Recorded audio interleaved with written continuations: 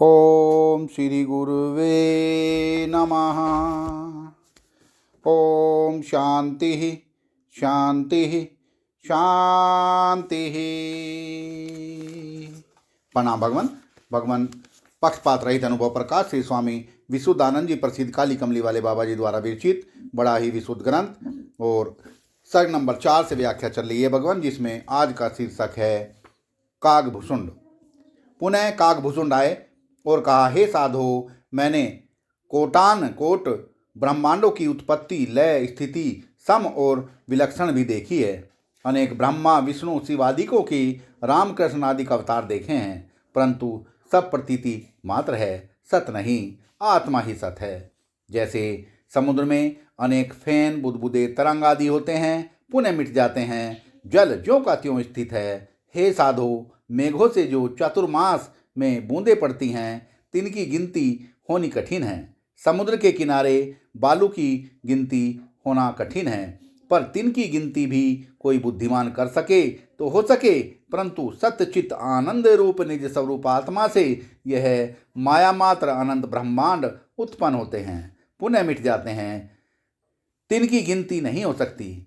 जल तरंगवत जब अपने स्वरूप को जानता है, तब सर्वकल्पित ब्रह्मांडों का अत्यंत अभाव प्रतीत होता है। जैसे जल के जानने से अनंत फेन, बुदबुदे, तरंग आदि का अत्यंत अभाव प्रतीत होता है, किंतु जल से पृथक सत्ता तिनकी नहीं होती।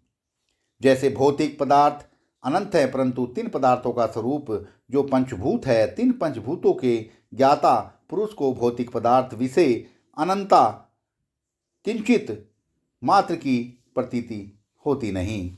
वशिष्ठ ने कहा, हे कागभूषुंड, अपने स्वरूप क्या है? कागभूषुंड ने कहा, हे साधो, किसी निमित्त से दुख खा आकर व सुख आकर अंतःकरण की वृत्ति उत्पन्न होकर निमित्त के अभाव से व स्वभाव से ही मिट गई, पुनः दुखाकार व सुखाकार उत्पन्न हुई नहीं व उत्पन्न हुई है।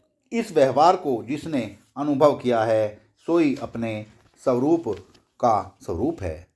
तैसे ही पुण्य व पाप रूप संकल्प उत्पन्न होकर मिट गया है, पुण्य पाप का संकल्प उत्पन्न नहीं हुआ व हुआ है। इन सर्व व्यवहारों का अंतर जिसने देखा, सोई अपने स्वरूप का स्वरूप है।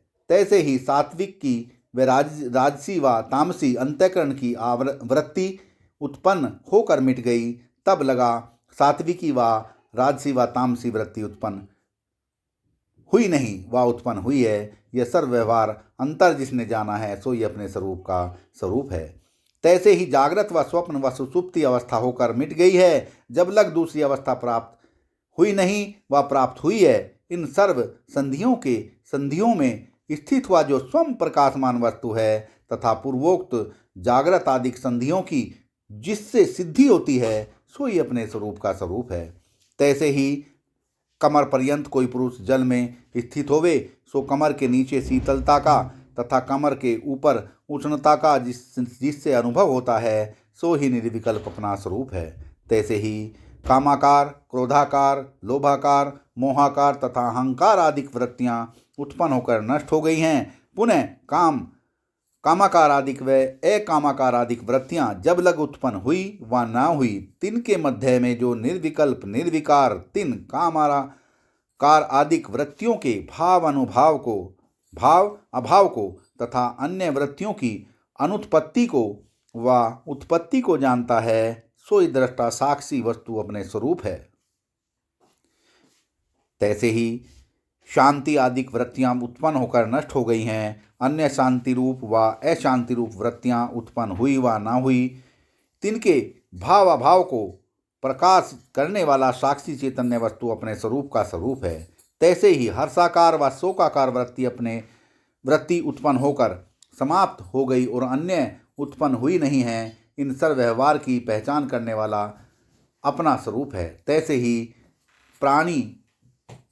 प्राणों के बाहर कुंभ को, प्राणों के रेचक पूरक को, अंतर कुंभक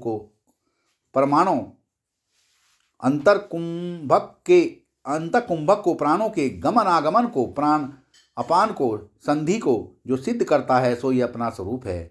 ज्ञान अज्ञान बंध बो मोक्ष की कल्पना जिसकर सिद्ध होती है सोई अपना स्वरूप है इत्यादि अनेक संधियाँ हैं। सत्संग को विराम देते हैं भगवान। प्रणाम भगवान।